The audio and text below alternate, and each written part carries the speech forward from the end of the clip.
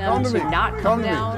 Babs Santos spoke with Wilson in a story only on Fox 9. I gave my life.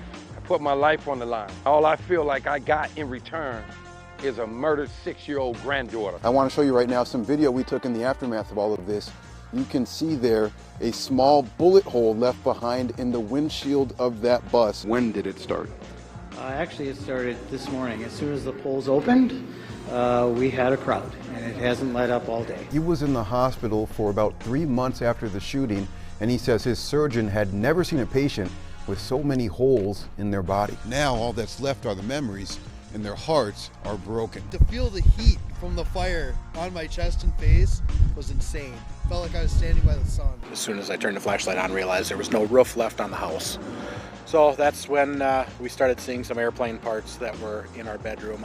All 3 people on board were killed in the impact. This is very, very strange. Apparently someone sealed these flyers inside of Ziploc bags, weighed the bags down with some rice so that they'd be able to toss the bag out of a car window and into people's front lawns. They left these items in a growing memorial here near the entrance to the school where he lost his life earlier today. And again, just in the last hour now, the National Weather Service has confirmed that last night there was briefly a tornado here. Not too long ago, they did issue that dispersal order, and they've been using tear gas, using flashbangs. What sounded like almost an atomic bomb, and then the house just rumbled. I saved him.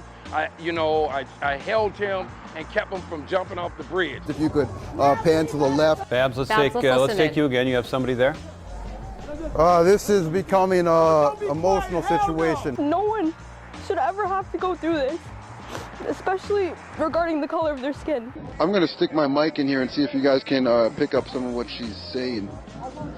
How to get power and how to be in control. The way to get in control is not to allow them to win. People in the crowd we've seen armed with guns. We're going to move because the convoy is coming in our direction, so we're moving back. This is exactly what they're trying to avoid, all of this garbage, trash, and litter ending up here in the Mississippi River. Babs, where does the issue go from here?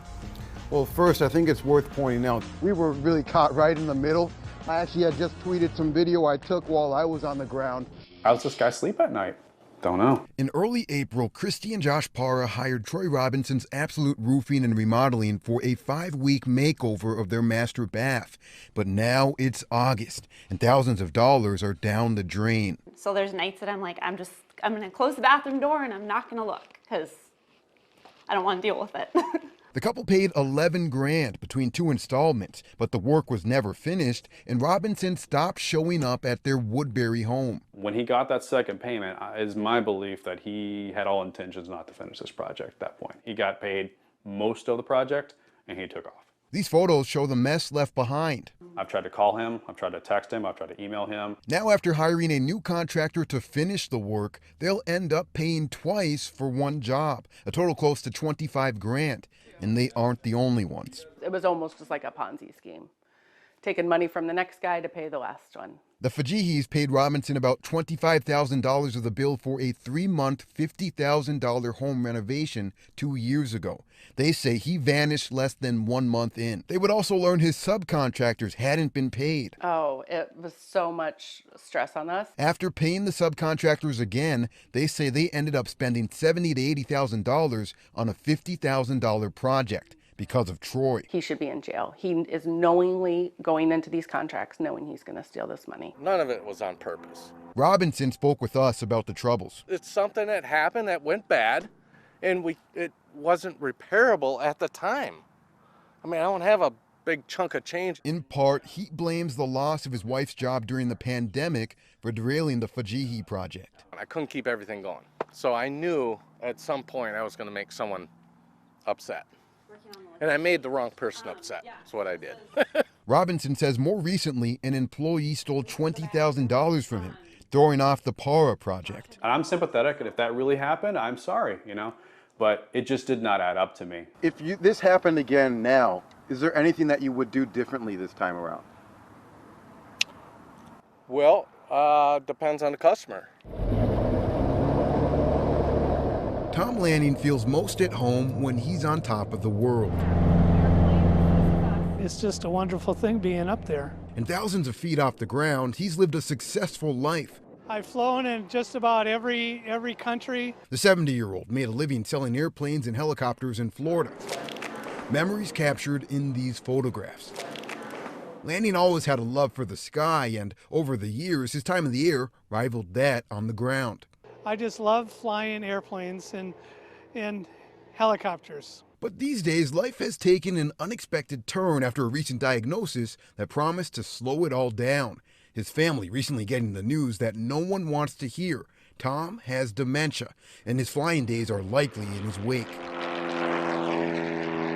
It's such a hard thing because their body's strong, but their mind goes. Then Tom's daughter, Lacey, got an idea. We really wanted to get him up in the sky and give him a little bit of normalcy back. So she put out this call for help, searching for a co-pilot to take her dad on one last trip.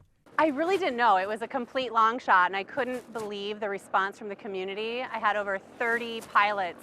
It's been 5 years since Tom Lanning left the ground, but now, thanks to the kindness of complete strangers, he's gotten his wings back. Strapped in on a windy April day, Tom was back in the saddle, jetting around over the Twin Cities.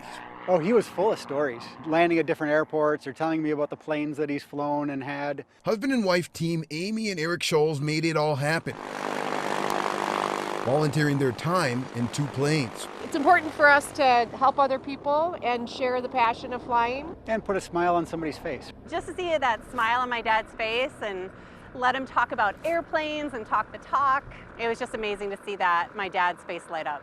In the summer of 2019, Ramsey County knocked down a foreclosed home in North St. Paul. But in a lawsuit filed last May, neighbor Gerald Sullivan alleges they also knocked down a wall on his property. And since then, his life has never been the same. I'm on pins and needles. Each day that goes by, I hear a lot of pops in the walls. I'm talking about, I don't know if the house is going to fall down on me or not. For nearly 90 years, Gerald says the home stood the test of time until the wall was removed. Since then, things have deteriorated quickly. When it rained real hard, you could stand right here and shake the sidewalk. He says the walls are cracking, foundations sinking, the entire property shifting. Slowly but surely, Mother Nature reclaiming her land. I used to put carpet out here. See, now this is mud and dirt. Without the wall, Gerald says each time it rains, the home is flooded with water, his yard becoming a puddle. Now I be on my riding lawnmower, I be almost about to fall over because it done changed the terrain of my yard. It's a constant flow of water eating away at his home of 11 years. Matter of fact, it done pushed my wall in my basement so far where you could see outside now between the blocks. Now, we reached out to Ramsey County to get their response to this situation, but they told us they have no comment because there's an ongoing lawsuit involved. I got an estimate on how much the wall would cost to be replaced, and it's $35,500. I got an estimate on fixing my house. It's $175,000 to $200,000. But even as the home falls apart around him, he's determined to stay. I raised my kids. I was planning on dying here. We're just completely baffled by it for the first 2 times we came by it. So it's definitely a blast from the past. Brian Davis's home in Andover has everyone talking. I've gotten messages from people from kind of all over the state. People are talking about it and coming to it to talk more. My oldest is 12 and youngest is 9, and they have no idea what it even was. Last fall, Davis installed a working payphone in his front yard.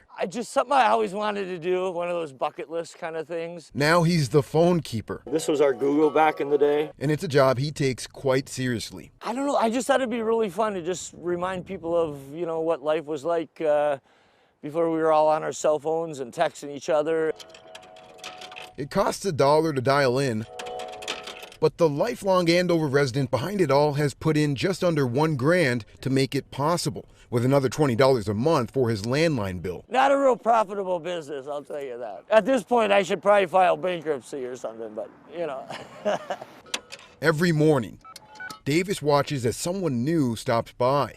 I've had some people, I think, take prom pictures next to it. He's even gotten some fan mail. And now the phone is getting even more recognition. Last week, when a young boy got lost in the area, he chanced upon the phone and was soon reunited with family. We're just shocked that how does this young guy pick up the receiver and figure out how to dial 911? And as for Davis, dialed in as ever, he's just happy to help and give everyone a reason to smile. It's a fun little piece, that's for sure. It's a statement for the house.